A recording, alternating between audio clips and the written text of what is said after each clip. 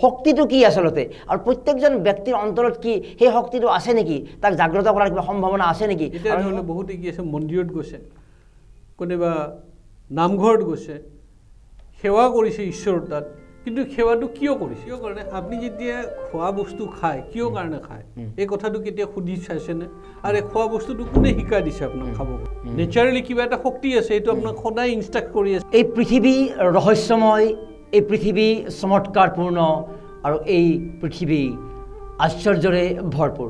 নমস্কাৰ জনাইছোঁ ডেমক্ৰেচি লাইভৰ ষ্টুডিঅ'ৰ পৰা মই মৰম কুমাৰে স্বাগতম জনাইছোঁ আজিৰে পৰা ডেমক্ৰেচি লাইভত আৰম্ভ কৰিবলৈ আগবাঢ়িছোঁ এলানি বিশেষ কাৰ্যসূচী যি কথাৰে আমি আমাৰ এই অনুষ্ঠানৰ পাতনি মেলিছোঁ সেই পৃথিৱীৰ কিছু শক্তিক লৈ পৃথিৱীৰ কিছু নেদেখা আশ্চৰ্যক লৈ পৃথিৱীৰ কিছু অবুজন ৰহস্যক লৈ আৰু সেয়া হ'ল আধ্যাত্মিকতা হয় বিজ্ঞানত খোজ দি বিজ্ঞানেৰে আগবাঢ়ি পৃথিৱী বহু দূৰলৈ আগবাঢ়ি গৈছে কিন্তু এই কথা আমি পাহৰি গ'লে নহ'ব বিজ্ঞানৰ আৱিষ্কাৰ আৰু পৃথিৱীৰ আৱিষ্কাৰ পৃথিৱীৰ সৃষ্টি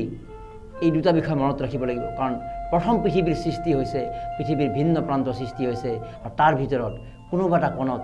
সেই পৃথিৱীৰ ভিতৰৰ বহু শক্তিক চাই চাই বিজ্ঞানৰ কিতাপ লিখা হৈছে বিজ্ঞানৰ সূত্ৰ আৱিষ্কাৰ হৈছে তেনেহ'লে পৃথিৱীৰ বিজ্ঞানে ঢুকি নোপোৱা সেই আঁৰৰ কথাবোৰ যিবোৰ কথাই আমাৰ জীৱন সমৃদ্ধ কৰিব পাৰে জীৱন সমৃদ্ধ কৰি আহিছে যিবোৰে আমাৰ বাস্তৱ জীৱনত আমাৰ জীৱনত প্ৰয়োগ হৈ আহিছে প্ৰয়োগ হৈ গৈ থাকিব যাক আমি উপলব্ধি কৰা নাই তাক যদি আমি উপলব্ধি কৰিব পাৰোঁ আমি আমাৰ জীৱনৰ বহু সমাধান এই জগতৰ বহু সমাধান পাম আৰু তেনেকুৱা এক সমাধান পাবলৈ সেই আধ্যাত্মিকতাৰ সেই যিটো আশ্চৰ্যকৰ শক্তিৰ কথা কিছু আলোচনা কৰিবলৈ বুজিবলৈ বিশ্লেষণ কৰিবলৈ আপোনালোকক বুজাবলৈ আমি বিনম্ৰ প্ৰয়াস কৰিছোঁ আমি আমন্ত্ৰণ কৰি আনিছোঁ বিগত প্ৰায় ২-৩টা দশক জুৰি আধ্যাত্মিকতাৰ বিষয়ে নিৰন্তৰভাৱে অধ্যয়ন কৰি অহা অধ্যয়নৰ সমান্তৰালভাৱে উপলব্ধি কৰিবলৈ প্ৰয়াস কৰি অহা এগৰাকী আধ্যাত্মিক চৰ্চাৰ অন্যতম ব্যক্তি হ'ল আশীষ দাস ডাঙৰীয়া স্বাগতম জনাইছোঁ আপোনাক নমস্কাৰ হয় আজিৰ পৰা কেইদিনমান আগতে এক সংযোগ হ'ল এইটো ঐশ্বৰিক সংযোগ ক'ব পাৰি মই এইখন ষ্টুডিঅ'তে আহিছিলোঁ এইখন অহাৰ বিশেষ কাৰণ আছিল আমি এখন বিশ্ব শান্তি যজ্ঞ পাতিছিলোঁ সেই যজ্ঞৰ মানুহ সমাজৰ মাজত পাব্লিচিটি হোৱাৰ কাৰণে আমি মৰম কুমাৰ তেখেতৰ তাত আহিছিলোঁ আৰু তেতিয়া এই ষ্টুডিঅ'তে মই লগ পালোঁ এক বিশিষ্ট শিক্ষাবিদ আৰু অতি উচ্চ পদস্থ বিষয়া তেখেতে চৰকাৰী সচিব আছিল আৰু তেওঁ এখন কিতাপ অনুবাদ কৰি ওলাইছে ভাৰতীয় আধ্যাত্মিকতাৰ ৰহস্যময় চমৎকাৰ পৰমেশ দত্ত তেখেতৰ লগত ইয়াতে বহি বহুতখিনি আলোচনা হ'ল আলোচনা হোৱাৰ মৰ্মে এই আধ্যাত্মিকতা কথাবোৰ ওলাই আহিল আৰু তেতিয়াই মৰম কুমাৰে মোক এটা প্ৰস্তাৱ দিলে যে আধ্যাত্মিকৰ বিষয়ে অলপ এটা প্ৰগ্ৰাম কৰিব তেওঁ ইণ্টাৰেষ্টেড আৰু মই কেইবা দশক ধৰি মই এইবোৰ লৈ আলোচনা কৰি আছোঁ আৰু তেখেতে আজি হয়তো প্ৰথমবাৰৰ কাৰণে আজি গুৱাহাটী অসমবাসী ৰাইজৰ কাৰণে মোক চবৰ ওচৰত আনি দিলে ঠিক আছে এতিয়া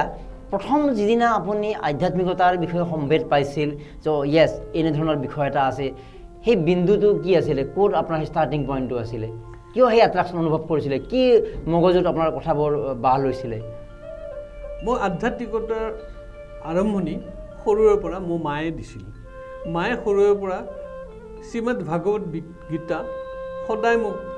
অধ্যয়ন কৰাইছিল আৰু তাৰ মিনিংবোৰ মানে তাৰ বাস্তৱসন্মত যিবোৰ অৰ্থ হয় সেইবোৰ মোৰ মগজুত ভৰাই গৈছিল কিন্তু আৰম্ভণিত মই ইমানখিনি বুজি পোৱা নাই বাস্তৱ যজ্ঞত বাস্তৱ মানে কৰ্মক্ষেত্ৰত মই বেলেগ ফালে গৈ গৈছিলোঁ তাৰপিছত মই ইমান ধৰিব পৰা নাই কিন্তু সেইবোৰ মগজুত সোমাই আছিল তাৰপিছত লাহে লাহে লাহে লাহে সময় সলনি হ'ল মই নিজে দীক্ষা ল'লোঁ গুৰু সান্নিধ্যত গ'লোঁ তাৰপিছত লাহে লাহে মই আধ্যাত্মিকতাৰ জগতত সোমাই পৰিলোঁ মানে এইটো এটা ক'ব পাৰি এটা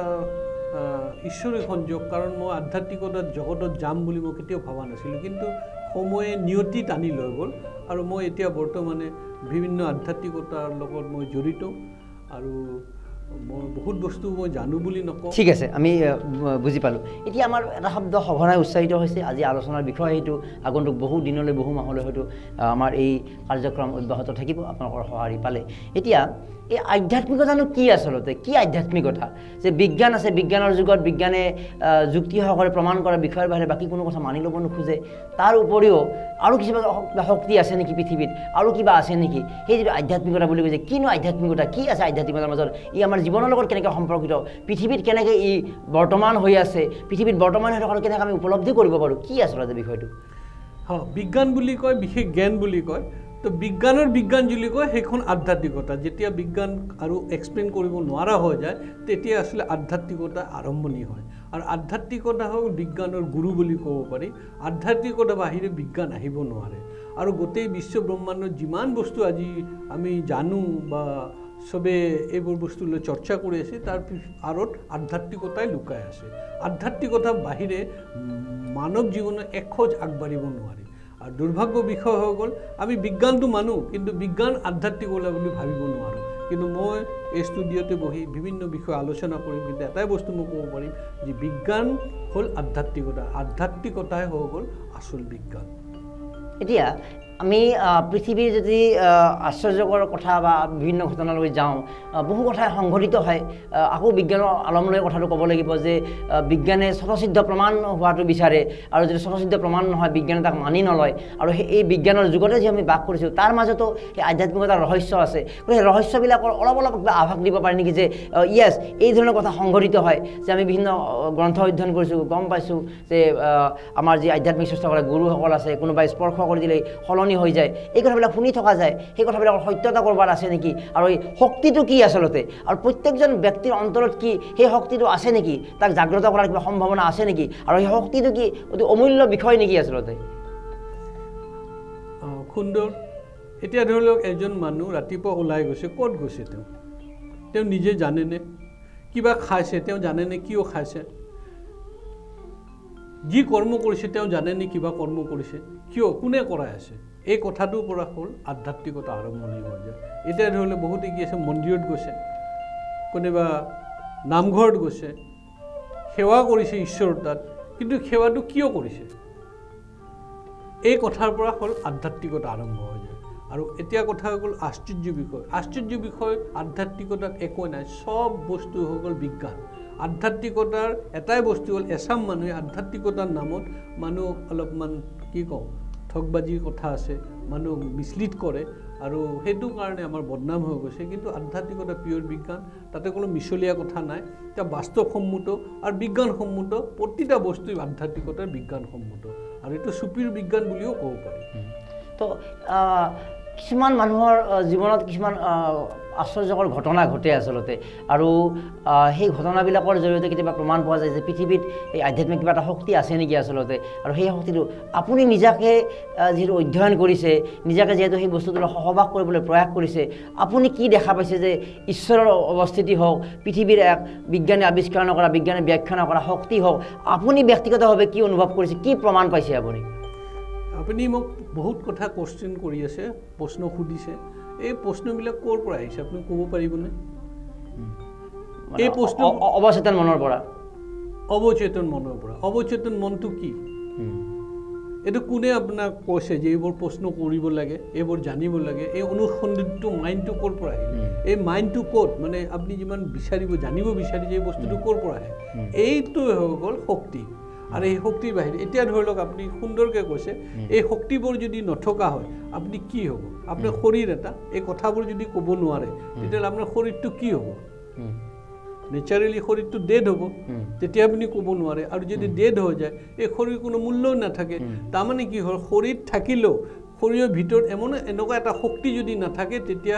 আমি মৃতদেহ বুলি কৈ দিওঁ। তাৰমানে শৰীৰৰ ভিতৰত এটা শক্তি আছে, আৰু সেই শক্তিটোৱে হ'ল আধ্যাত্মিকতা। আৰু সেই শক্তিটো জানিবৰ কাৰণে ইমান আমাৰ চেষ্টা, আৰু আমাৰ ইমান জ্ঞান, বেদ বেদান্ত উপনিষদ, সেই শক্তি জনাৰ কাৰণে এই চেষ্টা। আচ্ছা সেই শক্তিৰ পৰ্যায়বিলাক কেনেকুৱা হ'ব পাৰে যে কিবা অদ্ভুত আশ্চৰ্যকৰ যে এনেকুৱা ঘটনা ঘটি দিব পাৰে কিবা চকুৰে চালে দৃষ্টিৰে সলনি কৰিলে হ'ব পাৰে আৰু সেই শক্তিটো এতিয়া মূল বিষয়লৈ অলপ আহিছোঁ আমি যে এই যে শক্তিটো আছে শক্তিটো বৰ্তমান হৈ আছে বিজ্ঞান হয়তো পৃথিৱী আৱিষ্কাৰ হোৱাৰ পিছত বিজ্ঞান সৃষ্টি হৈছে ক'ৰবাৰ পৃথিৱীৰ এটা কোণ মাত্ৰ বিজ্ঞান কিন্তু বাকী যিটো 99% হয়তো আমাৰ আধ্যাত্মিকতা বা বিভিন্ন স্পিৰিচুৱেল পাৱাৰ বিভিন্ন পাৱাৰ এতিয়া এজন ব্যক্তিৰ অন্তৰত মনত সেই আধ্যাত্মিকতা সেই শক্তিটো কেনেকৈ ৰোপণ হ'ব পাৰে কেনেকৈ জন্ম হ'ব পাৰে তাত কিবা কৌশল আছে তাত কিবা আশ্চৰ্যকৰ বিষয় আছে এজন মানুহৰ অন্তৰত সেই শক্তিটো কেনেকৈ বাহ ল'ব পাৰে সব আমাৰ মনৰ ভিতৰত অলৰেডি আছে কাৰণ আমি কথাবোৰ পাতো কিহৰ দ্বাৰা বাকৰ দ্বাৰা বাক যদি নহয় তেতিয়া কি হ'ব এইটো ইন্দ্ৰিয়ৰ দ্বাৰা আমি কথাবোৰ পাতো আৰু ইন্দ্ৰিয়টো নোহোৱা হৈ গ'লে কি হ'লে শক্তিটো নোহোৱা ৰৈ যায় তাৰ মানে আমাৰ শৰীৰত শক্তি আছে শৰীৰটো আমি জেনেৰেলি আমাৰ ভাৰতীয় সভ্যতা অনুসাৰে আমি শৰীৰটো তিনিবিধত ভাগ কৰিছে এটা হৈ গ'ল স্থূল শৰীৰ সূক্ষ্ম শৰীৰ আৰু কাৰণ শৰীৰ বুলি কয় স্থূল শৰীৰ যোনটো আমি দেখা পাইছোঁ তাক স্থূল শৰীৰ বুলি কয় সূক্ষ্ম শৰীৰৰ ভিতৰত যোনটো কাম কৰে তাক সূক্ষ্ম বুলি কৈছে আৰু কাৰণ কৰ্মৰ কাৰণে যি শৰীৰত প্ৰাৰব্ধ হয় কৰ্মফল ৰূপে তাত সঞ্চিত থাকে তাক কাৰণ শৰীৰ কৈছে আৰু কাৰণ শৰীৰৰ কাৰণে কি হয় এটা শৰীৰ পৰিত্যাগ কৰি বাৰে বাৰে সেই সূক্ষ্ম শৰীৰ আকৌ শৰীৰ ধাৰণ কৰে নতুন নতুন শৰীৰ ধাৰণ কৰে আৰু এই প্ৰচেছটো যুগ যুগান্তৰ ধৰি চলি আছে এনেকুৱাকৈ বেদত বৰ্ণনা কৰা আছে এতিয়া যেহেতু আমি গম পালোঁ যে বিজ্ঞানে আৱিষ্কাৰ কৰা ব্যাখ্যা কৰাৰ বাহিৰেও শক্তি আছে আধ্যাত্মিকতা আছে আধ্যাত্মিকতা আমাৰ গুৰুত্ব আছে এতিয়া কথা চৰ্চা বিষয়টো আহিলে যে আধ্যাত্মিকতা আমাক প্ৰয়োজন আধ্যাত্মিকতাৰ জৰিয়তে অমুক হয় বিভিন্ন কথা হয় চৰ্চাটো কেনেকৈ কৰিব লাগিব আপুনি কেনেকৈ চৰ্চা কৰিছে এজন ব্যক্তিয়ে যে আধ্যাত্মিকতা চৰ্চা কৰিব লাগে কি হ'ব লাগিব অৰ্থাৎ সেই মানুহগৰাকীৰ কিবা পিয়ৰিটি লাগিব নেকি সেই মানুহগৰাকী কিবা কিতাপৰ কথাবিলাক অধ্যয়ন কৰিলেই সেই শক্তিবিলাক শক্তিমন্ত হ'ব নেকি শক্তিবিলাকৰ উপলব্ধি কৰিব নেকি বা সেই উপলব্ধিৰ শক্তিৰ দ্বাৰা তেওঁৰ চৌপাশৰ সমাজখন উপকৃত হ'ব নেকি চৰ্চাটোনো কি আচলতে আধ্যাত্মিকতাৰ চৰ্চাৰ যিটো মানে পৰিৱেশটো কি তাৰ যিটো কাঠামোটো কি তাৰ ইনফ্ৰাষ্ট্ৰাকচাৰটো কি আচলতে আধ্যাত্মিকতা মানুহৰ জীৱনটোই হ'ল আধ্যাত্মিকতাৰ উপযুক্ত পৰিৱেশ মানুহ জীৱনটোই পাইছে আধ্যাত্মিকতাৰ কাৰণে আৰু এই জীৱনটো চাওক যিকোনো মানুহৰ যেতিয়াই জন্ম লয় তাৰ কিছু কিছু প্ৰয়োজনীয়তা আহিয়ে পৰে প্ৰথমটো প্ৰয়োজনীয়তা হ'ল খাদ্য লাগিব খাদ্য নহ'লে জীয়াই থাকিব নোৱাৰে তো খাদ্য যেনেকুৱা প্ৰয়োজন আধ্যাত্মিকতা ঠিক ছেইম ধৰণৰ প্ৰয়োজন কাৰণ এই জন্মটোই হৈছে আধ্যাত্মিকতা আৰু ঈশ্বৰ উপলব্ধিৰ কাৰণে যাৰ কাৰণে ইমান চেষ্টা কাৰণ আধ্যাত্মিকতাৰ যোনটো আমি বেদত বৰ্ণনা কৰা আছে মানুহৰ জীৱন 84 লক্ষ জনী পৰিভ্ৰমণ কৰি আহি মানৱ জন্ম মানৱ শৰীৰ ধাৰণ কৰে আৰু এই মানৱ শৰীৰৰ দ্বাৰাই ঈশ্বৰ যোনটো আপুনি শক্তিৰ কথা কৈছে পৰমাত্মা বা ঈশ্বৰ সেই শক্তিটো এই ঈশ্বৰ এই মানৱ শৰীৰৰ দ্বাৰা পাব পাৰি আৰু মানৱ শৰীৰৰ ভিতৰত সেই চেতনা জ্ঞানটো আছে আৰু সেই চেতনা জ্ঞানটোই হৈ গ'ল সেই শক্তি আৰু যাৰ কাৰণে ইমান আমাৰ চেষ্টা আপুনি ইতিমধ্যে আৰম্ভণিতে উল্লেখ কৰিছে আৰু আমি শেহতীয়াকৈ আধ্যাত্মিকতাৰ বিষয়টোক লৈ আগ্ৰহী হৈছোঁ ইয়াৰ আগলৈকে আমিও হয়তো যদি বিজ্ঞানৰ ছাত্ৰ প্ৰাণী বিজ্ঞানৰ ছাত্ৰ সেই হিচাপে আমিও বিজ্ঞানৰ সূত্ৰ ফৰ্মুলা পঢ়ি আহি যে সেই শক্তিবিলাকক ক'ৰবাত উপলংঘা নকৰিলেও ক'ৰবাত মানি ল'বলৈ ক'ৰবাত টান পাইছিলোঁ কিন্তু যেতিয়া আমি শেহতীয়াকৈ পৰমেশ্বৰ দত্ত ডাঙৰীয়াৰ অনুবাদত যি পল ব্ৰাণ্টনৰ বিশ্ববিখ্যাত গ্ৰন্থৰ অনুবাদ in search of secret India ভাৰতীয় আধ্যাত্মিকতাৰ ৰহস্যময় চমৎকাৰ শেহতীয়াকৈ 28 ফেব্ৰুৱাৰীত গুৱাহাটী প্ৰেছ ক্লাবত উন্মোচন হৈ গ'ল মৰমে প্ৰকাশ কৰিছে গ্ৰন্থখন প্ৰায় 300 পৃষ্ঠাৰ গ্ৰন্থ তো এই কিতাপখনৰ বিভিন্ন পাতে যেতিয়া কথাবিলাক আমি পঢ়িছিলোঁ যে পল ব্ৰাণ্টন নামৰ যিগৰাকী বিশ্ব অন্বেষণকাৰী ভাৰতলৈ আহিছিলে ভাৰতীয় আধ্যাত্মিকতাৰ সেই কথাবিলাক ফকীৰ ক'ৰবাত লগ পাইছিলে বাবাজীক লগ পাইছিলে আৰু এনেকুৱা কিছুমান আশ্চৰ্যকৰ কথা তাত লিখিছে এনেকুৱা ক'ৰবাত দুটা এটা পাইছোঁ যে স্পৰ্শ কৰি দিছে দিয়াৰ লগে লগে মানুহগৰাকী সলনি হৈ গৈছে আচলতে যিটো আচলতে বিজ্ঞানে কেতিয়া মানি নলয় তো আপুনি ব্যক্তিগতভাৱে এনেকুৱা কিবা মানে সেই পৰ্যায়ত নহ'লেও কিবা প্ৰমাণ পাইছে নেকি যে য়েছ এনেকুৱা মোৰো হৈছে আচলতে বা এনেকুৱা তাৰপিছত আৰু মই ব্যক্তিগতভাৱে পোৱা বা দুটা এটা উদাহৰণ প্ৰেক্ষাপট মই দাঙি ধৰিম আপোনাৰ ব্যক্তিগত কিবা অভিজ্ঞতা আছে নেকি য়েছ মোৰ এই ধৰণৰ বিজ্ঞানক বাদ দিও এনেকুৱা মই প্ৰমাণ পাইছোঁ যাৰ পৰা মই আধ্যাত্মিকতাৰ বস্তুটো মই বা এই শক্তিৰ বস্তু মই অনুভৱ কৰিবলৈ উৎসাহিত হৈছোঁ এইটো মই বুলি নহয় এইটো চবেই আপোনালোকে প্ৰমাণ পাইছে কিয় কাৰণে আপুনি যেতিয়া খোৱা বস্তু খায় কিয় কাৰণে খায় এই কথাটো কেতিয়া সুধি চাইছেনে আৰু এই খোৱা বস্তুটো কোনে শিকাই দিছে আপোনাক খাবৰ কাৰণে নেচাৰেলি কিবা এটা শক্তি আছে এইটো আপোনাক সদায় ইনষ্ট্ৰাক্ট কৰি আছে যে আপুনি খক খক এইটো বস্তু প্ৰমাণ কৰে আমি যখন সুইচ টিপি দিয়া খোৱাৰ লগে লগে এক্সাক্টলি মই কথা ক'ব বিচাৰিছোঁ যে কোনোবা বস্তু এতিয়া ধৰি লওক মা দেউতা কি আছে আপুনি ভাষাত কিবা এটা ভাষাতে আপুনি কথা পাতিছে এই ভাষাটো কোনে শিকাই দিছে ভিতৰত মেচিন নাই এটা এক্সাক্টলি তাৰমানে গীতাটো এনেকুৱা লিখা আছে যে ধৰি লওক আমাৰ যোনটো ভাষা ওলায় বা ভাৱ ওলায় সেইটো হৃদয়ৰ পৰা ওলায় তো এইবোৰ বস্তু স্পণ্টনাছ এইবোৰ বস্তু ইনবিল্ট সেইটো ভিতৰত কৰা আছে আৰু সেইটোৱে হৈ গ'ল আমাৰ বিজ্ঞান আৰু সেই বিজ্ঞানটো আচলতে কি আছে আপুনি যোনটো বিজ্ঞান বুলি কৈছে সেই বিজ্ঞানটো ধৰি লওক ফিজিক্স কেমিষ্ট্ৰি মেথ এইবোৰ হৈ গ'ল কি অবিদ্যা বুলি কৈছে আধ্যাত্মিকত জ্ঞানত এইটো অবিদ্যা বুলি কৈছে কাৰণ এই অবিদ্যা কি হয় এই অবিদ্যাটো আধ্যাত্মিকতা নামানে অবিদ্যা বা অৰ্থহীন বিদ্যা অৰ্থহীন বিদ্যা নহয় জাগতিক বিদ্যাটোক আপুনি মানি লৈছে কিন্তু জাগতিক বিদ্যাৰ ওপৰতো বিদ্যা আছে কাৰণ আমাৰ বেদত এটা অৰ্থাৎ সেইটো এটা মেন মেড এডুকেশ্যনেল চিষ্টেম বা এডুকেশ্যনেল প্ৰচেছ তাৰ ওপৰত গৈ বিষয় আছে যিটো আমি এইটো হ'ল আধ্যাত্মিক বিদ্যা এতিয়া ধৰি লওক কি আছে একদম চিম্পল কথা কওঁ এতিয়া ধৰি লওক পানী ক'ৰ পৰা আহিল এইটো বিজ্ঞানে এনচাৰ দিব পাৰিবনে পানীটো ক'ব H2O মানে দুটা হাইড্ৰজেন এটা অক্সিজেন কিন্তু এই পানীটো আহিল ক'ৰ পৰা এক্সপ্লেইন কৰি দিয়কচোন বিজ্ঞানে এইটো পানী অহাৰ জেগাটো দিব পাৰিব কিন্তু নাশোডিয়াম শুক্তটো এটা ক্লিয়াৰলি যদি আপুনি যায় বেদত নাশোডিয়াম শুক্ত আছে তাতে পানী ক'ৰ পৰা আহিলে জুই ক'ৰ পৰা আহিলে মাটি ক'ৰ পৰা আহিলে আৰু আকাশ ক'ৰ পৰা আহিলে এইবোৰ বস্তু ক্লিয়াৰলি লিখা বৰ্ণনা কৰা আছে যে এটাৰ লগত এটা সংস্পৰ্শত যায় কেনে এই বস্তুবিলাক ক্ৰিয়েট হৈছে আৰু এইটো পিয়ৰলি পৰমেশ্বৰে ক্ৰিয়েট কৰিছে মিনছ পৰমেশ্বৰ তেওঁৰ শক্তিৰ দ্বাৰা যেতিয়া তেওঁ নিৰ্মাণ কৰিব তেওঁ বস্তুবিলাক তেতিয়া তেওঁ বনালে তাতে লিখা আছে হয় আপুনি আৰম্ভণিতে আমাৰ সংযোগ বা আপুনি ষ্টুডিঅ'লৈকে অহাৰ আপোনাৰ লগত জড়িত হোৱাৰ মই প্ৰস্তাৱ দিয়াৰ আধ্যাত্মিকতাৰ কথাখিনি উল্লেখ কৰিলে কথাখিনি এইকাৰণে ক'লোঁ যে এই এনেকুৱা এক বিশেষ শক্তি নিশ্চয় আছে নেকি বুলিয়ে বাৰে বাৰে কৈ আছোঁ যাতে কথাবিলাক আৰু মই সেই কথা কৈ আছোঁ যে এই মই বিজনদাৰ লগত মোৰ চিনাকি তেওঁ এগৰাকী সমাজকৰ্মী তেওঁৰ আধ্যাত্মিকতাৰ নলেজ আছে সমাজৰ লগত থাকি ভাল পায় মানুহক সহায় কৰি ভাল পায় আমি অলপ চেষ্টা কৰি আহিছোঁ তেওঁৰ লগত জড়িত আপোনাক সেই শক্তিটো ইয়ালৈকে লৈ আহিলে আপুনি মুখখন মেলি বা মুখখনৰ জৰিয়তে কথা ক'বলৈ আৰম্ভ কৰিলে মই বুজি পালোঁ যে আপোনাৰ অন্তৰৰ শক্তিটো মোৰ অনুভৱ হৈ গ'ল অৰ্থাৎ মোক অনুভৱ কৰাবলৈ দিলে আপুনি মোৰ লগত সাক্ষাৎ হ'ল এটা শক্তিয়ে ক'ৰবাত পৃথিৱীখন এনেকৈ নিয়ন্ত্ৰণ কৰি আছে নেকি ইয়াত আশীষ দাস আজি আপুনি এওঁৰ লগত অমুক ঠাইলৈকে যাব লাগিব গৈ যদি মই কথাখিনি যদি উপলব্ধি কৰিছোঁ এই ঈশ্বৰে হওক বা সেই ছামথিং পাৱাৰটোৱে নিয়ন্ত্ৰণ কৰি আছে আৰু নিয়ন্ত্ৰণ কৰি এনেকুৱা কিছুমান ব্যক্তিক সংযোগ কৰাই দিছে যদি মই কথাটো ঈশ্বৰে মোক সুযোগটো দিছে যে আশীষ দাসে কাষত আহিব লাগে বা আশীষ দাসেও মোক লগ পাইছে এটা সুযোগ তেওঁলোকৰ বাবে হৈছে তেওঁৰ কথাখিনি কোৱাৰ কাৰণে সেই সুযোগটো যে আমি গ্ৰহণ কৰিছোঁ অৰ্থাৎ আমি যদি পিয়ৰ হ'বলৈ প্ৰয়াস কৰিছোঁ সেই যদি শক্তিটোৱে নিয়ন্ত্ৰণ কৰা ধৰণে আমি যদি সেই উপলব্ধি কৰি মইতো না এইখিনি সময়ত আধ্যাত্মিকতা আলোচনা কৰি কি লাভ হ'ব অকল এই প্ৰস্তাৱ দি লাভ নাই সময় নষ্ট কৰি লাভ নাই মই অকণ পাতলীয়াকীয়া বস্তু এটা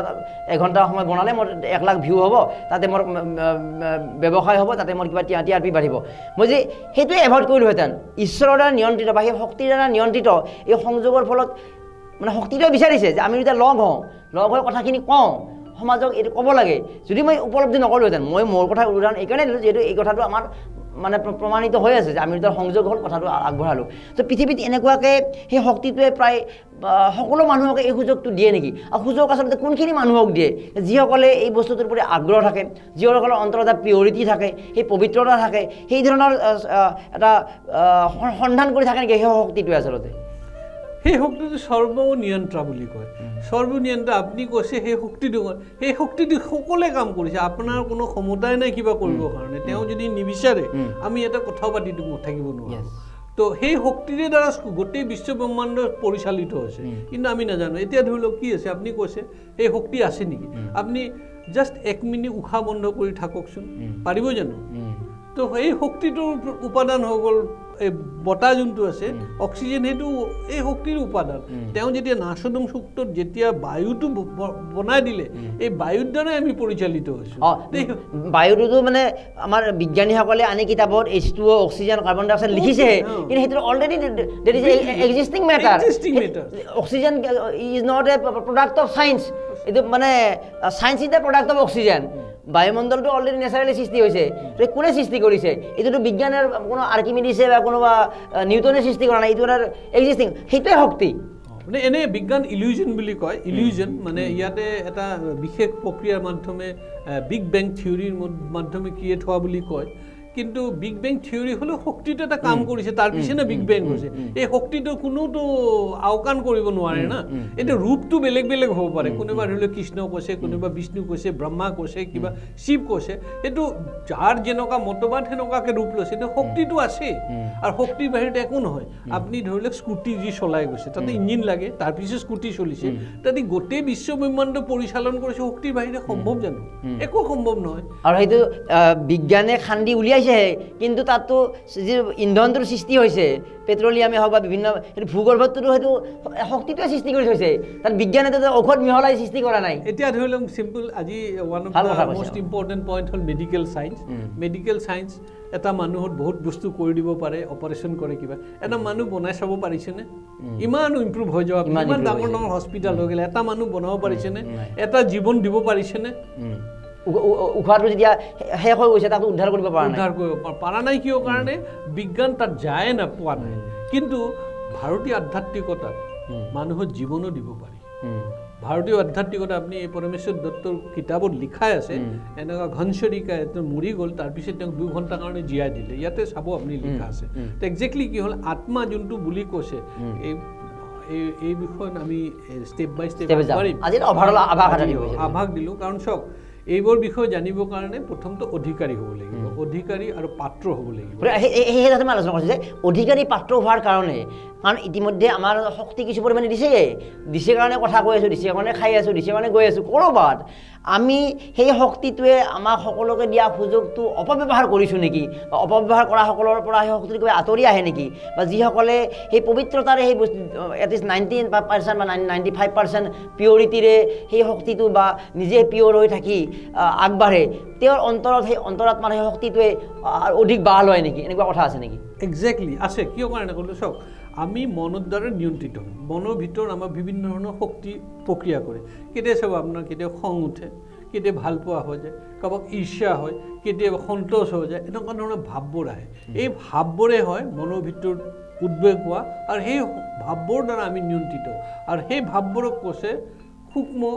দেহ এই সূক্ষ্ম দেহৰ দ্বাৰা আমি নিয়ন্ত্ৰিত হওঁ এটা ধৰি লওক কোনোবা এটা ধৰি লওক মানুহ এটা বহুত ডাঙৰ সপোন চালে এই সপোনটো কৰিব লাগে তো তেওঁ এই সপোনটো চোৱাৰ পিছত তেওঁ এক্টিভিটিজ আৰম্ভ কৰিলে কামটো আৰম্ভ কৰিলে তে সপোনটো অহাৰ কাৰণে বস্তুটো আৰম্ভ হ'ল না তে সেই শক্তিটিৰ দ্বাৰা তেনেকুৱাকৈ আমি নিয়ন্ত্ৰণ হৈছোঁ আৰু সেই বিষয়ে মই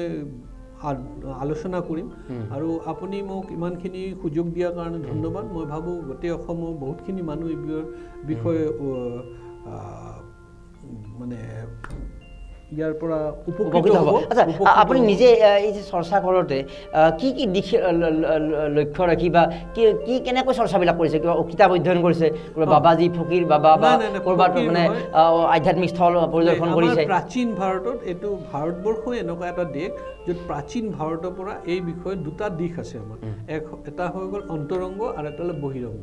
তো গোটেই বিশ্বত কি হ'ল বহিৰংগৰ প্ৰভাৱটো বেছি আৰু ভাৰতীয় আধ্যাত্মিকতা অন্তৰংগ তাৰমানে আমি যিমান বাহিৰত আছোঁ ইমানখিনি ভিতৰত আছোঁ আমাৰ ভিতৰতো আছে তো অন্তৰংগত এইবোৰ আলোচনা হৈছে অন্তৰংগ বিষয় অধ্যয়ন হৈছে অন্তৰংগ বিষয়ত বিভিন্ন শাস্ত্ৰ আছে তাৰ ভিতৰত ধৰি লওক বেদ আছে বেদান্ত আছে উপনিষদ আছে আৰু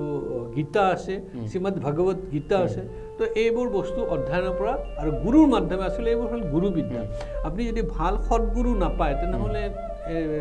আপুনি এইটো বস্তু খালি পঢ়ি এই বস্তুটো আয়ত্ত কৰিব নোৱাৰে আৰু গুৰু নিশ্চয় এইকাৰণে লাগে কাৰণ সেই গুৰুগৰাকী হ'ল এটা অভিজ্ঞ ব্যক্তি সেই পৃথিৱীখনক বুজা ব্যক্তি পৃথিৱীখন অনুভৱ কৰা ব্যক্তি তেওঁ অনুভৱ কৰি কি শিকিলে কি হ'ল তাৰ পৰা তেওঁ সেই মানুহজনে এটা সহজে সেই গুৰুৰ পৰা লাভ কৰাৰ সম্ভাৱনা সৃষ্টি হয় গুৰু হ'ল অভিজ্ঞ খালি নহয় তেওঁ গুৰু এটা মানসিক ষ্টেজ আছে ষ্টেজৰ ওপৰত যাবলৈ তেতিয়া ৰিয়েলাইজেশ্যন কৰিব তো ঐশ্বৰিক এটা শক্তিৰ অধিকাৰী শক্তি নহয় তেওঁ স্বৰূপটো গম পাই যায় নিজে আমি কোনটো স্বৰূপত আছোঁ সেই স্বৰূপটো যেতিয়া গম পায় সেই স্বৰূপটো বেলেগৰ হাতত সোমাই দিব পাৰে তেওঁৰ বিদ্যা বুদ্ধি নলেজৰ দ্বাৰা তেতিয়া মানুহ লাহে লাহে বুজি পাই যায় নহ'লে বেলেগ মানুহ যিমানে আছে আমি যিবোৰ শিক্ষা পাইছোঁ সেই শিক্ষাৰ দ্বাৰা এই বিদ্যা আয়ত্ত কৰিব নোৱাৰি আৰু এইটো কৈছে আমাক পঢ়া বিদ্যা পঢ়া মানে হৈ গ'ল ঈশ্বৰ সম্বন্ধীয় বিদ্যা যোনটো আধ্যাত্মিক বিদ্যা আৰু বাকীবিলাক হৈছে অপৰা বিদ্যা মানে যিমান বিদ্যাবোৰ আছে এইবোৰ অপৰা বুলি কৈছে অপৰা মিনছ জাগতিক বিদ্যা ঠিক আছে আৰু এইটো কৈছে যে আমি ব্ৰহ্মৰ পৰা আহিছোঁ ব্ৰহ্মৰ মানে গোটেই বিশ্ব ব্ৰহ্মাণ্ডৰ যোনটো সৃষ্টিত মানে আমি এক পাদে আছোঁ যেনেকুৱা এটা হাতী ধৰি লওক 4টা পাদ আছে মানে 4টা ভৰি তেনেকুৱা এক পাদে গোটেই বিশ্ব ব্ৰহ্মাণ্ড গোটেইখিনি আছে আৰু 3টা পাদ আমি গমেই পোৱা নাই এতিয়ালৈ ক'ত ক'ত আছে তাৰমানে আমি ইমান গোটেই বিশ্ব ব্ৰহ্মাণ্ড এটা পাদতে ব্ৰহ্মাত সীমাবদ্ধ হৈ আছে আৰু এইখিনি জানিব লগা জ্ঞান হৈছে আমাৰ ভাৰতীয় দৰ্শন এতিয়া আৰু এটা আমি সামৰণি আহিম আজি আৰম্ভণিতে বেছি দীঘল নকৰোঁ তথাপিতো পৃথিৱীখন সৃষ্টি হৈছিল প্ৰাকৃতিকভাৱে বহু বিভিন্ন ৰাসায়নিক প্ৰক্ৰিয়াৰে বিভিন্ন সংঘৰ্ষৰ ফলত পৃথিৱীৰ সৃষ্টি হৈছিল এতিয়াও মানে ভূমিকম্পৰ আৰ্হিত বিভিন্ন পৰিৱৰ্তন হৈ এতিয়াও ক'ৰবাত প্ৰাকৃতিক ঘটনা সংঘটিত হৈ আছে এতিয়া পৃথিৱীখন যেতিয়া প্ৰাকৃতিকভাৱে সলনি হৈছিল ক'ৰবাত আদাম ইভক যদি আমি প্ৰথম দুগৰাকী ব্যক্তি বুলি ধৰি লওঁ তাৰ পৰৱৰ্তী সময়ছোৱাত প্ৰাকৃতিকভাৱে মানুহৰ জন্ম প্ৰাকৃতিকভাৱে চলি আছে ক'ৰবাত পৃথিৱীখনে বিশ্বৰে পৃথিৱীখন যদি ছিষ্টেমটোৱে প্ৰাকৃতিক তাৰ ভিতৰত বস্তুখিনি নিশ্চয় প্ৰাকৃতিক হ'ব লাগিব তাৰ প্ৰথম আছিল প্ৰকৃতি আমাৰ সেউজীয়া গছ গছনি সেউজীয়া আমাৰ বিষয় তাৰপৰা আমাৰ আহিল মানুহ বা জীৱ জন্তু বা মানুহৰ কথা যদি ভাবোঁ গোটেই বস্তুৰ সৃষ্টিটোৱে প্ৰাকৃতিক আছিল তাৰ ভিতৰৰ মানুহখিনি যিখিনি মানুহ আমি আছোঁ সেই মানুহখিনিয়ে ক'ৰবাত সেই প্ৰাকৃতিক গুণৰ বিপৰীতে গৈ প্ৰকৃতি বিৰোধী হোৱাৰ কাৰণে বা প্ৰাকৃতিক নোহোৱাৰ কাৰণে ক'ৰবাত এটা জীৱনৰ মানুহৰ সুযোগ ক'ৰবাত হেৰাইছে নেকি বা সেই পৃথিৱীখনে মানুহক প্ৰাকৃতিকভাৱে আগবঢ়াব বিচাৰে আৰু যদি বিচাৰে মানুহ এজন কেনেকুৱা হোৱা উচিত আচলতে আছিল কি ইয়াতে দুটা জগত আছে এটা চৈতন্য আৰু জড় জগত এই পৃথিৱীতে খালি আছে চৈতন্য মানে য'ত লাইফ ফৰ্ম আছে তাত চৈতন্য বুলি কয় আৰু বাকীখিনি চব জড় জগত আমি দেহাটোত কি আছে দুটা ভাগ আছে এটা চৈতন্য জগত আৰু জড় জগত চৈতন্য থকাৰ কাৰণে আমি তাক কৈছোঁ যে এইটো শৰীৰ মানে ব্ৰহ্মাৰ শক্তি আমাৰ ভিতৰত সীমাবদ্ধ হৈ থাকে তেওঁৱে কাম কৰায় আৰু যোনটো দেহা যোনটো এনাটমি অফ দ্য বডি বুলি কৈছে সেইটো কৈছে আপোনাৰ জড় জগত সেইটো হৈ গ'ল আমাৰ 5টা উপাদান তাৰ পৰা মেইনলি পানী বায়ু মাটি অগ্নি আৰু আকাশ এই 5টা উপাদানৰ পৰা ক্ৰিয়েট হৈছে আৰু সেই 5টা উপাদান পঞ্চীকৃত মাধ্যমে বেদত বৰ্ণনা কৰা আছে পঞ্চীকৃতৰ মাধ্যমে ধীৰে ধীৰে এইবোৰ বস্তু উৎপাদন হৈছে আৰু সৃষ্টিৰ মূলত কি আছে বীজৰ বাহিৰে সৃষ্টি নহয় আৰু বীজত কি আছে এই চৈতন্য নিহিত থাকে এই বীজৰ দ্বাৰা নিহিত থাকে আৰু গীতাতো বৰ্ণনা কৰা আছে যে এই জড় জগতত যে চৈতন্য শক্তি এইটো ঈশ্বৰৰ দ্বাৰাই ক্ৰিয়েটেড তো যাৰ কাৰণে এই কথাটো মই ক'ব পাৰোঁ যে এটা শক্তিৰ দ্বাৰাই এই গোটেই বিশ্ব ব্ৰহ্মাণ্ড চৈতন্য শক্তিৰ দ্বাৰা প্ৰকৃতিৰ পৰা সম্পূৰ্ণ বেলেগ যদি আপুনি ভাবে যে প্ৰকৃতিৰ কথা কৈছে প্ৰকৃতি আৰু চৈতন্য একে নহয় চৈতন্যৰ পৰা প্ৰকৃতি সৃষ্টি হৈছে কিন্তু চৈতন্য প্ৰকৃতিক সৃষ্টি কৰা নাই যোনটো ডাৰউইন থিওৰি মতে কৈছে যে এমিবিয়া এটা ছিংগল কোষ জীৱৰ পৰা সৃষ্টি হৈছে বুলি তাতে এইটো হোৱা নাই কাৰণ যোনটো চৈতন্য জগতৰ পৰা প্ৰকৃতি সৃষ্টি হৈছে এইটো হ'ল বেদৰ আচ্ছা ঠিক আছে এতিয়া আমি সামৰণিৰ প্ৰশ্ন আজিৰ কাৰণে যে আমি শক্তিৰ কথা ক'লোঁ আধ্যাত্মিকতাৰ কথা ক'লোঁ আধ্যাত্মিকতাটো এটা শব্দ এটাহে উলিয়াই দিছোঁ আমি কিন্তু যেতিয়া এই সৃষ্টি হৈছিল যেতিয়া এক্সিষ্টিং সেই বস্তুটোৰ নামটোতো আমি স্পিৰিচুৱেল বা কিবা আমি এটা বুজি পোৱাৰ কাৰণে শব্দ ব্যৱহাৰ কৰিছোঁ আমি এটা শক্তি বুলিয়ে ক'লোঁ বা সেইটো কিবা এটা চামথিং বিষয় বুলি ক'লোঁ এতিয়া সেই শক্তিটোৱে প্ৰত্যেকজন পৃথিৱীৰ মানুহক এটা সুযোগ দিবৰ কাৰণে তেওঁক এটা পৰীক্ষাৰ অৱতীৰ্ণ কৰাই থাকে নেকি চাপ'জ মই এটা উদাহৰণ দিলোঁ আজি মোৰ কিছুদিন আগৰ বিষয় বা কেতিয়াবা মাজে মাজে হৈ থাকে যে মোৰ হাতত সেইদিনা একদম মানে যিটো আউট অফ ফাইনেন্সিয়েল মোৰ এটা কণ্ডিশ্যন সেইদিনা হৈ আছিলে যে অৰ্থাৎ আছিলে কিন্তু মোক যিটো প্ৰয়োজন আছিলে মোৰ বিভিন্ন ভাড়া দিয়া বা বিভিন্ন প্ৰয়োজন আছিলে মই হঠাৎ এদিন মই লালমাটিৰ পৰা আহি ভাড়াতে ভেটাপাৰা চাৰিআলিত মানে ট্ৰেফিক পইণ্টত ৰাখিছে ট্ৰেফিক পইণ্টত 60-70 হৈ আছে মানে আৰু যাবৰ সময় আছে এইখিনি মানে মানুহ এজন আহিলে আহি কিবা এটা বিচাৰিলে আৰু মই তেওঁৰ প্ৰতি এটা আৱেগিক হ'লোঁ আৰু মইতো মোৰ বিজ্ঞাপন দিয়া নাই কিন্তু জাষ্ট মই ছবি এখন বুজাবৰ কাৰণে প্ৰেক্টিকেলি তো তেওঁক মই কিবা এটা মোৰ দিলোঁ আৰু কিবা এটা মই এতিয়া মোৰ মনৰ ইচ্ছাৰে তেওঁক এটা দিলোঁ আৰু সেই সময়ত মোৰ ফাইনেন্সিয়েল এটা কুৱেশ্যন এটা হৈ আছিলে যে ফাইনেন্সিয়েল চলিউশ্যন এটা মই বিচাৰি আছিলোঁ যে ইয়াত এইটো প্ৰয়োজন সেই মানুহজনক লগ পাই তাৰ 10 মিনিট পিছত এটা মোৰ ফোন আহিলে আৰু ফোন আহি তেওঁ মোক ক'লে যে এই বিষয়টোৰ কাৰণে আপোনালোকে কিমান চাৰ্জ কৰে বা কিমান মানে টকা আপোনালোকে লয় আচলতে কিন্তু আপুনি আচৰিত পাব সেই মানুহজনৰ মোৰ চিনাকি আছে কিন্তু সেই মানুহজনে মোৰ লগত সেই এংগুলত আজি লগ পোৱাৰ বহুদিন আগলৈকে বা ইমান দিন হ'ল সেই এংগুলত কেতিয়াও কিন্তু এই কথাটো পতা নাছিলে ক'ৰবাত এই যে মই ভেটাপাৰা চাৰিআলিত এজন মানুহক লগ পালোঁ তেওঁক মই কিবা এটা তেওঁ মোক মোৰ পৰা বিচাৰিলে অৰ্থাৎ সেই মানুহজনক সেই শক্তিটোৱে মোৰ ওচৰত পঠাই দি মোৰ পৰীক্ষাটো ল'লে নেকি যে ইয়াছ তুমি মানে উত্তীৰ্ণ হৈছেনে আৰু তেওঁ বিচৰাখিনি মই অকণমান দি দিবলৈ প্ৰয়াস কৰিলোঁ ক'ৰবাত সেই শক্তিটো সন্তুষ্ট হ'ল আৰু মোৰ মানে ফাইনেন্সিয়েল সলিউশন কৰিবৰ কাৰণে যিজন মানুহৰ পৰা কেতিয়াও ফোন অহাটো আশা কৰা নাছিলোঁ বিশেষকৈ সেই এংগুলত যে আপুনি এই বিষয়টোত মানে কিমান টকা লয় বা এনেকৈ কিমান কি এইটো কৰে মানে সেই মানুহজনৰ পৰা মই কেতিয়াও এক্সপেক্ট কৰা নাছিলোঁ অৰ্থাৎ সেই শক্তিটোৱে এই মানুহজনক মোৰ ওচৰত পঠাই দিলে মইতো কিবা এটা দিলোঁ লগে লগে এটা ভাইব্ৰেশ্যনৰ জৰিয়তে সেই যিটো থাৰ্ড পাৰ্চনজনৰ কাষলৈকে গ'ল তেওঁক এই বস্তুটো প্ৰশ্ন কৰাই দিলে তুমি এই কামটোৰ কাৰণে অমুক মানুহজনৰ কথা তো এনেকুৱা কথাও হ'ব পাৰে নেকি কিবা এটা বঢ়িয়া আপনি এটা কথা বুজাব বিচাৰিছে মই অলপ এক্সপ্লেইন কৰি দিওঁ আজি ধৰি লওক কিবা এটা ফল ধৰি লওক আপুনি কিবা এটা ফল আপেলে ধৰি লওক আপেলটো ক'ৰ পৰা আহে যে বীজৰ পৰা আহে গছটো আহে আকৌ আপেল আহে হয় নহয় তো তাৰ মানে বীজটো পৰমাত্মাই ক্ৰিয়েট কৰিছে আৰু বীজৰ পৰা বাৰে বাৰে ক্ৰিয়েট হৈ আছে তাৰমানে আমাক যোনটো বেদতো লিখা আছে গোটেই বস্তুটো ব্ৰহ্মৰ পৰা তৈৰি হৈছে এতিয়া ধৰি লওক আপুনি টকাটো বুলি কৈছে মেন মেড মানে মানুহৰ দ্বাৰা ক্ৰিয়েটেড এটা চিষ্টেম যোনটো হাৰ্টৰ ভিতৰত সোমাই গৈছে আমাৰ যে পইচাৰ দ্বাৰা বিনিময় হয় কিন্তু সংযোগবোৰ কৰ্মবোৰ এইবোৰ পৰমাত্মাই ক্ৰিয়েট কৰি দিয়ে পৰিৱেশটো পৰমাত্মা কৰি দিয়ে মই পইচাটো এটা আলম লৈছোঁ মই কৈছোঁ পাৱাৰটোৰ কথা কৈ আছোঁ যে মানুহজনক মোৰ ওচৰত সেই শক্তিটোৱে সেই মই ভিক্ষাৰী শব্দটো ব্যৱহাৰ নকৰোঁ যে এটা অসহায় মানুহে মোৰ ওচৰত পঠাই দিলে মই তাত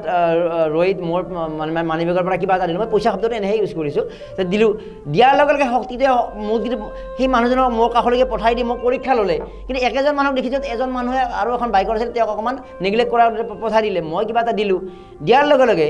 হয় হয় শক্তিটো অকণমান সন্তুষ্ট হয় এই যে থাৰ্ড পাৰ্চনজনক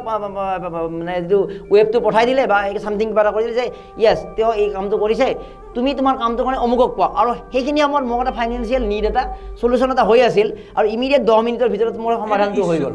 ঈশ্বৰৰ বাহিৰে বেলেগ ৰাস্তা নাই ঈশ্বৰ বুলি আমি কৈছোঁ সেই শক্তিটোকে এতিয়া ধৰি লওক আজি সংসাৰ বুলি যদি কয় আমি মেইনলি কাপল বুলি ধৰোঁ কিছুমান ধৰি লওক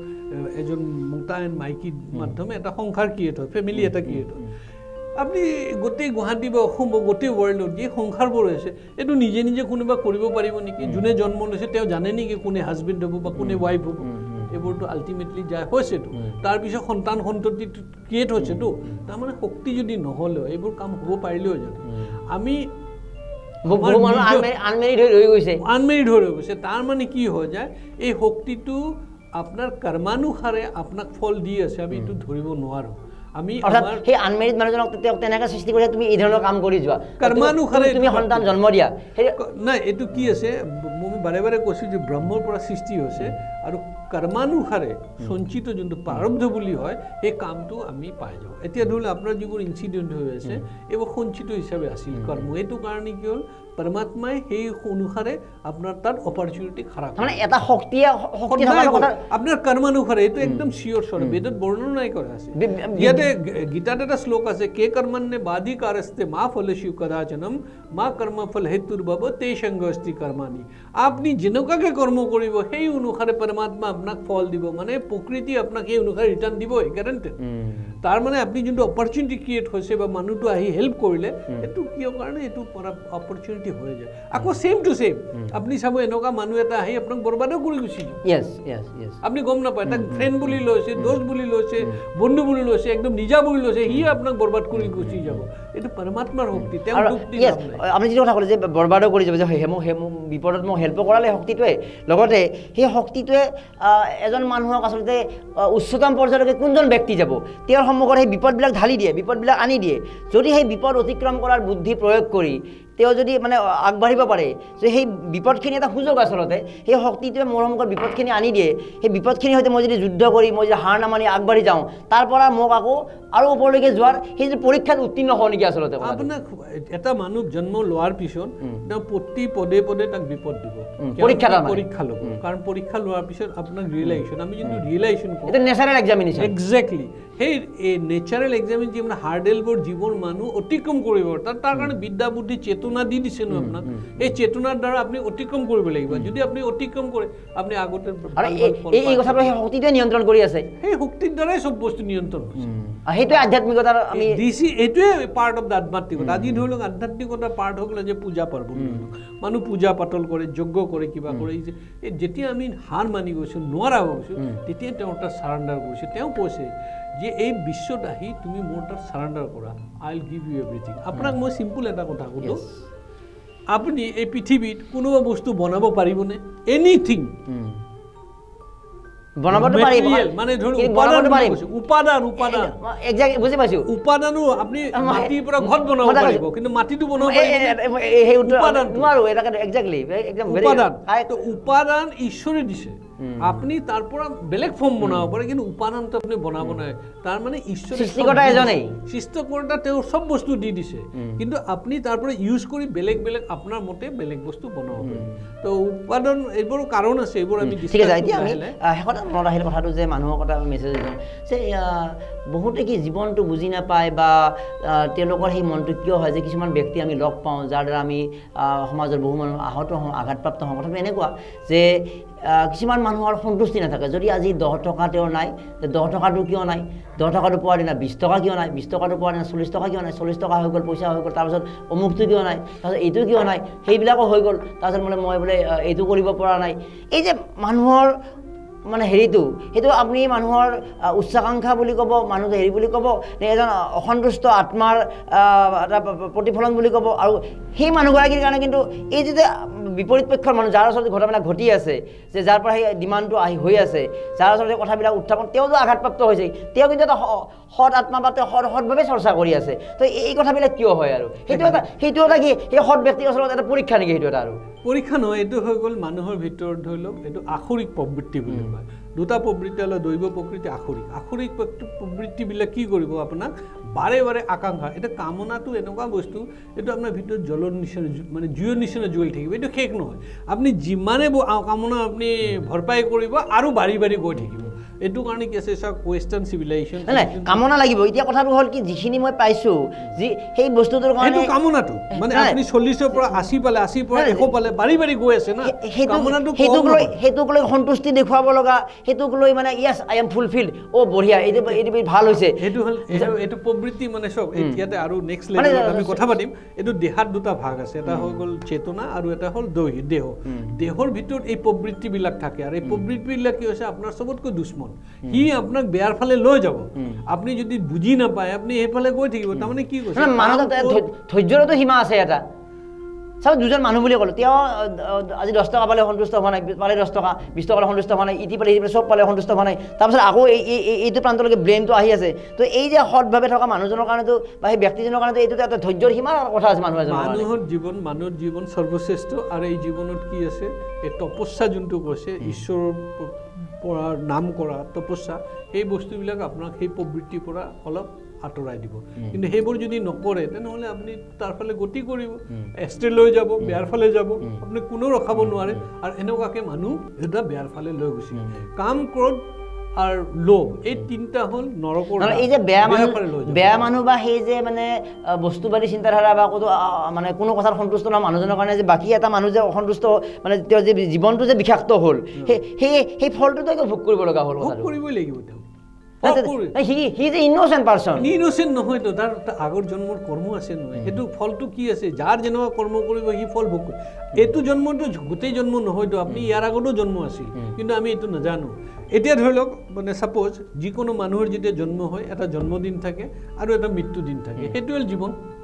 কিন্তু জন্মৰ আগতেতো কিবা ক'ৰবাত আছিলতো এক্সিষ্টেঞ্চ নহ'লে তেওঁৰ জন্ম নহ'লে হয় সেইটো হৈ গ'ল ফৰ্ম অফ লাইফ এইটো আত্মা সেইটো নতুন ৰূপত আহিছে আৰু মৃত্যুৰ পিছত আকৌ আত্মা মানে কি হয় জন্মৰ আগতে নিষ্প্ৰভ অৱস্থাত থাকে মানে প্ৰকাশিত নহয় জন্মৰ পিছত প্ৰকাশিত হ'ল আকৌ মৃত্যুৰ পিছত অপ্ৰকাশিত অৱস্থাত গুচি যায় কিন্তু শৰীৰ সূক্ষ্ম শৰীৰ শেষ নহয় আকৌ নতুন দেহ ধাৰণ কৰে এইটো হয় তাৰমানে পৃথিৱীৰ এইটো হৈ আছে কণ্টিনিউৱাছ তেতিয়ালৈ হ'ব যেতিয়ালৈ মুক্ত নহয় আপুনি এইটো আমাৰ বেদত এনেকুৱাকৈ বৰ্ণনা কৰা আছে তো এইবিলাকৰ আধ্যাত্মিকতাৰ অংশ হ'ব এইটো আধ্যাত্মিকতা এইটো জনাৰ নামেই ঈশ্বৰ এই বস্তুটো জানিলে আপনি তাৰমানে এই যে মানুহজনৰ এটা এতিয়া প্ৰেজেণ্ট কণ্ডিশ্যনতে মানুহ সহজ হৈ আছে বা মানুহক সহায় কৰিছে কাম কৰিছে এই যে আদাৰ প্ৰান্তৰ পৰা যে এটা তেওঁ ডিষ্টাৰ্বেঞ্চ পাই আছে যে তেওঁ কোনোটো কামত সন্তুষ্টি প্ৰকাশ কৰা নাই মানুহগৰাকী অৰ্থাৎ তেওঁ পূৰ্বজন্মৰে হওক বা কিবা এটা তেওঁৰ এতিয়া সেই মানুহজনৰ এই মুহূৰ্তত ৰিয়েকশ্যনটো কেনেকুৱা হ'ব লাগিব যেতিয়া তেওঁ ধৈৰ্যৰ পৰা এটা কথা আছে ধৈৰ্যৰ সীমা আছে তেওঁ অসীম ধৈৰ্য ধৰিব লাগিব নে তেওঁ কোৱা কথাত অসীম ধৈৰ্য হৈ তেওঁ এটা ফ'ৰ্চ প্ৰয়োগ কৰি তেওঁক স্তব্ধ কৰিব লাগিব এতিয়া চাওক মানৱ জীৱনটো হৈ গ'ল এক সাধনা মানৱ জীৱন পিয়ৰলি সাধনা এই সাধনাৰ ভিতৰত বিভিন্ন ধৰণৰ আচৰিত প্ৰবৃত্তি থাকিব আৰু এই আচৰিত প্ৰবৃত্তিবোৰ আপোনাক এই জীৱনটোৰ পৰা আঁতৰাই লৈ গৈ থাকিব লোভ লালচৰ ফালে কিন্তু আপুনি যদি সাধনা কৰে তেতিয়াহ'লে আপুনি নিবৃত্তি পাব আৰু নিবৃত্তি পালে শান্তি পাব আৰু নিবৃত্তি পালে আপোনাৰ জীৱন ধন্য হ'ব আপুনি ঈশ্বৰ পাই যাব আৰু যদি নিবৃত্তি নাপায় তেনে প্ৰবৃত্তিত থাকি আপুনি কৰি থাকিব তাৰ ঠিক আছে এতিয়া আৰু এটা কথা বুজি পালোঁ এতিয়া এটা কথা সামৰিম যিহেতু আপোনাৰ মোৰ সংযোগৰ দ্বাৰা কথাখিনি আৰম্ভ কৰিলে সেই কথাটো কওঁ যে আপোনাৰ মোৰ সংযোগ হ'ল বিজনদাৰ জৰিয়তে বা মানে তো সংযোগ হৈ আমি আজি কিছু আলোচনা কৰিলোঁ এই কথাখিনি ভাল কথা আলোচনা কৰিছোঁ আমি ভাবিছোঁ আৰু যে পাব্লিকৰ কাৰণে বা সমাজৰ কাৰণে প্ৰয়োজনীয় কথা ছেইম কথাটো মই এটা অন্য ক্ষেত্ৰত ক'লোঁ যে এজন ব্যক্তি এগৰাকী মহিলাই হওক বা কাবাক বা এগৰাকী ব্যক্তিক লগ পালে দুয়োগৰাকী ব্যক্তিৰ সংযোগৰ ফলত তেওঁলোকৰ মাজত আণ্ডাৰষ্টেণ্ডিঙৰ জৰিয়তে বিভিন্ন কথা সৃষ্টি হ'ল বা বিভিন্ন বিষয় এটা মানে উদ্ভাৱন হ'ল এতিয়া সেই দুগৰাকী ব্যক্তি বা আমি দুজনৰ কথা যদি আলোচনা কৰোঁ বা সেই পুৰুষ সেই নাৰী মানে সংযোগৰ জৰিয়তে ভাল ইতিবাচক সৃষ্টিশীল অৰ্থত তেওঁলোক জড়িত হৈছে সৃষ্টিশীল কিছুমান ভাল সৃষ্টি হৈছে সমাজত কাম কৰি আছে সেই পুৰুষ নাৰীৰ বা আপোনাৰ মোৰ এই যে ভাল কামটোৰ মাজত যদি এজন তৃতীয় পক্ষই কয় যে এই মৰম কুমাৰ আছিজ আছিলে কি কৰি আছে এইবিলাক কি তেওঁলোকে বেয়া কাম কৰিছে এইকেইটা কৰিছে তো সেই ক্ষেত্ৰত আপুনি কি ক'ব কথাটো যে আমি ইতিবাচকভাৱে ভাল কাম এটা দিব চেষ্টা কৰিছোঁ বা সেই পুৰুষ সেই নাৰীগৰাকীয়ে লগ হৈ কাম কৰিছে সেই পুৰুষ আৰু নাৰীগৰাকীক এটা সন্দেহ বা বেলেগ দৃষ্টিৰে চাই তৃতীয় এগৰাকী মহিলাই হওক বা অন্য এগৰাকী ব্যক্তিয়ে তেওঁলোকক এটা বেলেগ দৃষ্টিৰে চাই সেই বস্তুটো তাৰমানে নিগেটিভ ফাললৈ নিব চেষ্টা কৰিছে সেই ক্ষেত্ৰত এই যে আছিজ দাস আৰু মৰম কুমাৰে কেনেকৈ ধৈৰ্য ধৰিব লাগিব বা মানে যদি সেই উদাহৰণটো তাৰমানে বেদত একদম ক্লিয়াৰলি বৰ্ণনা কৰা আছে মৈথুনৰ দ্বাৰা সৃষ্টি হয় মৈথুনৰ দ্বাৰা পানীও হৈছে জুইও হৈছে মাটিও হৈছে তেনেহ'লে আমাৰ যিমান সন্তান সন্ততি আছে মৈথুনৰ দ্বাৰা স্ত্ৰী পুৰুষৰ মৈথুনৰ মানৱে সন্তানবোৰ আমি দুটা কথা পাতিছোঁ তাতো এটা মৈথুন হৈছে মৈথুনৰ ফলে কিছু ভাৱ ওলাইছে সেই ভাৱখিনি কিছুমান মানুহ গ্ৰহণ কৰিব কিছুমান গ্ৰহণ নকৰে কিন্তু গ্ৰহণ কেনেকুৱা কৰিব অধিকাৰী হ'লে গ্ৰহণ কৰিব পাৰিব আৰু যদি গ্ৰহণ কৰে সিহঁতৰ বিষয়ত শান্তি আহিব সিহঁতে বুজি পাব জীৱনটো কি জীৱনটো কোনফালে লৈ যাব লাগে আৰু জীৱনটো কেনেকুৱা কি কৰি আছে এইবিলাক এইটো ধৰি লওক মই আপোনাক বাৰে বাৰে কৈছোঁ অধিকাৰী হ'ব লাগিব অধিকাৰী যদি নহয় আমাৰ কথাবোৰ ধৰিব নোৱাৰে পাগলো ক'ব পাৰে কাৰণ কি হ'ল এইবোৰ কথাততো কোনো এণ্ড নাই বাৰে বাৰে কিন্তু য়েছ মই যোনটো ইয়াতে আলোচনা কৰিম এইটো স্বাস্থ্যসন্মত যিমানখিনি মই শিকিছোঁ এইবোৰ বেলেগ এইবোৰ ষ্টেপ বাই ষ্টেপ ঠিক আছে ধন্যবাদ আমি ভাবোঁ যিবোৰ মানুহ আমাৰ কথাবোৰ শুনিব সিহঁতে লাহে লাহে আধ্যাত্মিকতাৰ বিষয়ে লাহে লাহে বহুতখিনি গম পায় আৰু মই ভাবোঁ যে আজি এটা আমি আভাস দিবলৈ সক্ষম হ'লোঁ ইমান এটা সময় বেছি দীঘলীয়া নকৰোঁ যে মোৰ মনতো কিছুমান কথা খুদুৱাই থাকে এতিয়া কথা হ'ল অকল আছিজ দাস মৰম কুমাৰ জড়িত হ'ব বিচৰা নাই আমি গোটেই অসমৰ বিভিন্ন বা যিসকলে চাই অসমৰ ভিন্ন প্ৰান্তত থকা ব্যক্তিসকল যে আমি অসমীয়া ভাষাত কথা পাতিম অসমীয়া বুজাসকলে কৰিব লাগিব তো আপোনালোকৰ মনত এনেকুৱা খুদনি আছে নেকি প্ৰশ্ন আছে নেকি যে আছিজ দাসে উত্তৰ দিব যদি সম্ভৱ হয় আমিও উত্তৰ দিবলৈ চেষ্টা কৰিম যদি আমাৰ কাৰণে সম্ভৱ নহয় আমি আন ব্যক্তিৰ কাষলৈ কেতিয়াবা যাম গতিকে আপুনি আধ্যাত্মিকতা সম্পৰ্কে কি অনুভৱ কৰে আছিজ দাস আৰু মৰম কুমাৰৰ আমাৰ যদি আলোচনাত কিবা অৰ্থ বিচাৰি পালে নেকি আমি কোৱা কথাখিনিৰ এটা সাৰ্থকতা কৰবাৰ আছে নেকি আপুনিও বিজ্ঞানে ব্যাখ্যা কৰাৰ বাহিৰেও পৃথিৱীখনৰ আন এক শক্তিৰ কিবা উমান পাইছে নেকি কিবা আশ্চৰ্যকৰ ঘটনা আপোনাৰ জীৱনত সংঘটিত হৈছে নেকি কাৰণ আপোনাক জড়িত কৰিহে আমি অনুষ্ঠানটো আগবঢ়াই নিব বিচাৰিছোঁ আপোনাৰ পাৰ্টিচিপেশ্যন ইজ মাষ্ট আপোনাৰ পাৰ্টিচিপেশ্যনৰ জৰিয়তে আমি গম পাম যে বিভিন্ন প্ৰান্তত থকা কেতিয়াবা আপোনাৰ জীৱনত এনেকুৱা ঘটনা সংঘটিত হৈছে যিটো আশ্চৰ্যকৰ যে আচৰিত ঘটনা এটা ঘটি গ'ল আচৰিত মই এটা উপহাৰ পাই গ'লোঁ আচৰিত এটা মই বস্তু পাই গ'লোঁ এই যে আচৰিত কথাবিলাক সেই আচৰিতটোতো বিজ্ঞানে সৃষ্টি কৰা নাই এটা কিবা শক্তি নিশ্চয় কৰিছে তেনেকুৱা কিবা কিবি ঘটনা সংঘটিত হৈছে নেকি আপোনাৰ জীৱনতো গতিকে আপুনি আমাৰ লগত কমিউনিকেট কৰা ৰাস্তা এইটোৱে আমাৰ আজি এই ভিডিঅ' যিটো আপলোড হৈছে ইয়াত যে কমেণ্ট ছেকশ্যনত কমেণ্ট লিখক আমি তাৰ ফোন নম্বৰ দিছোঁ সেই ফোন নম্বৰটো আপুনি যোগাযোগ কৰি আপোনাৰ মনৰ কথা ক'ব পাৰে পৰৱৰ্তী সময়ত নিশ্চিতভাৱে আমি আপোনাক আমাৰ ষ্টুডিঅ'লৈ মাতিম আপোনাৰ কাষলৈ আমি জানিবলৈ প্ৰয়াস কৰিম যে আপোনাৰ জীৱনত কি ঘটনা সংঘটিত হৈছে গতিকে সকলো এটা ইণ্টাৰেকশ্যনৰ জৰিয়তে আমি এই বস্তুটো অলপ বিতংভাৱে নিব বিচাৰিছোঁ যে পৃথিৱীৰ শক্তিৰ আমি এটা সন্ধান কৰিব বিচাৰিছোঁ সেই শক্তিটো আপোনাৰ চৌপাশতো আছে ইতিমধ্যে সঠিকভাৱে কৈছে he correctly said that there is a power in every person but we have to understand we have to realize that power and if you realize that power we can go ahead, we can move forward. গতিকে আমি সেই শক্তিৰ এটা সন্ধান কৰিব বিচাৰিছোঁ, আমি কোনো আলোচনা কৰিব বিচৰা নাই, আমি সেই এটা গুৰুত্তম ৰহস্যৰ ফালে যাব বিচাৰিছোঁ। আৰু গুৰুত্তম ৰহস্যৰ ফালে যাওঁতে কিন্তু আমাৰ যিটো জ্ঞান, ইয়াৰ বাহিৰেও কিন্তু আপোনালোকৰ জ্ঞান, আপোনালোকৰ অধ্যয়ন, আপোনালোকৰ যিটো চৰ্চা, কাৰণ প্ৰত্যেকগৰাকী ব্যক্তিৰ মাজতে মানে সেই কথাবিলাক সংঘটিত হৈ আছে ক'ৰবাত। গতিকে সেই আশ্চৰ্যকৰ কথাবোৰ কিবা আপোনাৰ হৈছে নেকি, আপুনি কিবা ফল পাইছে নেকি ক'ৰবাত আশ্চৰ্যভাৱে, ক'ৰবাত এটা মই প্ৰাৰ্থনা কৰিছোঁ, ক'ৰবাত এটা নামঘৰত মন্দিৰত সেৱা কৰিছোঁ, মই এই ফলটো পাইছোঁ, যিকোনো কথা, যিকোনো ভৌতিক এইবিলাক আধ্যাত্মিক কথা আপুনি লিখিব পাৰে। আৰু আমাৰ এই যিটো আলোচনা বুলি নাভাবিব, এইটো আমি এটা সন্ধান কৰিব বিচাৰিছোঁ যে সন্ধানৰ ফল কি হয় আমিও নাজানো আচলতে, যে কি সেই ৰহস্য, কি সেই পৃথিৱীৰ কথা, কি সেই কথা এতিয়াও সেই আছে নেকি, বিজ্ঞানৰ বিপৰীতে আৰু এখন পৃথিৱী আছে নেকি আচলতে, বা আৰু এখন এটা অস্তিত্ব আছে নেকি, আমি সকলোকে পাৰ্টিচিপেট কৰি আমি আগবঢ়াই নিব বিচাৰিছোঁ। ধন্যবাদ জ্ঞাপন কৰিছোঁ। আপুনি যথেষ্ট বৌদ্ধিকভাৱে সচেতন আৰু এটা স্পিৰিচুৱেলৰ ক্ষেত্ৰত যথেষ্ট ডেপ্থতকৈ মই ইমান প্ৰশ্ন কৰিবলৈ চেষ্টা কৰিছোঁ, আপুনি প্ৰত্যেকটো প্ৰশ্নৰ উত্তৰ দিবলৈ বা উপলব্ধি কৰিবলৈ প্ৰয়াস কৰিছে, আৰু এইটো নিশ্চয় এটা সংযোগৰে ফল। গতিকে এই সংযোগৰ ফলত নিশ্চিতভাৱে আমাৰ সংবাদ মাধ্যমত এটা নতুন বাট এটা হওক, তাক আমি বিচাৰিছোঁ, যিহেতু ডেম'ক্ৰেচি লাইভে আমি বিচাৰি আছোঁ যে আমাৰ 1 মিলিয়ন ভিউজৰ প্ৰতি আমি কিন্তু আগ্ৰহী নহয়, আমি আগ্ৰহী সেই বিষয়টোত যে ৰাইজে কি ভাল পায়, এইটো আমাৰ ডাঙৰ কথা নহয়, ৰাইজে কি ভাল পোৱা উচিত, সমাজে কি ভাল পোৱা উচিত, সমাজখনৰ কি প্ৰয়োজন, সেই কথাতে আমি গুৰুত্ব দিবলৈ প্ৰয়াস কৰিছোঁ ডেম'ক্ৰেচি লাইভে। আপোনালোকৰ আশীৰ্বাদ নহ'লে, আপোনালোকৰ মৰম নহ'লে, আপোনালোকৰ যিটো আদৰণি নহ'লে, আপোনালোকৰ যিটো পাৰ্টিচিপেশ্যন নহ'লে সম্ভৱ নহয়। আৰু আজি এই পাৰ্টিচিপেশ্যনৰ ক্ষেত্ৰত এগৰাকী ব্যক্তি আহিল বা ঈশ্বৰে সেই শক্তিটো পঠাই দিলে, আমি আলোচনা কৰিলোঁ। এতিয়া ধন্যবাদ জ্ঞাপন কৰিলোঁ। আজি প্ৰাথমিক এই আলোচনাৰ অন্তত আপোনাৰ অনুভৱ কেনেকুৱা পৰ্যায়ত? এতিয়া এইটো এটা ভাল আৰম্ভণি হ'ল, আৰু মই ভাবোঁ আধ্যাত্মিকতাৰ বিষয়ে মই যোনটো পৰিশ্ৰম কৰিছোঁ সেইখিনি সমাজৰ মানুহ তাত দিম মই, আৰু মোৰ যিমানখিনি নলেজ আছে এইখিনি মই আপোনালোকৰ লগত শ্বেয়াৰ কৰিম, আৰু চবেই উপকৃত হ'ব। আৰু আমি এই ভিডিঅ' আপলোড কৰাৰ পিছত আৰু আমি পৰৱৰ্তী দিন বাৰ ঠিক কৰিম, কি আলোচনা কৰিম, কি আগবঢ়াম। কিন্তু আপোনালোকে আজিৰ এনালাইচিছটো কৰক যে আমি কেনেকুৱা কৰিলোঁ, কি আচলতে কথা পাতিলোঁ, আপোনালোকৰ কি অনুভৱ, আৰু আপোনালোকৰ সেই অনুভৱ, আপোনালোকৰ সেই মন্তব্যৰ জৰিয়তে নিশ্চিতভাৱে আমি আকৌ এই বিষয়টোত আৰু অধিক বাট মুকলি কৰিবলৈ সক্ষম হ'ম। ধন্যবাদ জ্ঞাপন কৰিছোঁ আশীষ দাস ডাঙৰীয়া, আৰু ডেম'ক্ৰেচি লাইভৰ এই বিশেষ আধ্যাত্মিক বিষয়ক আলোচনাৰ পৰা মই মৰম কুমাৰ বিদায় লৈছোঁ। ধন্যবাদ।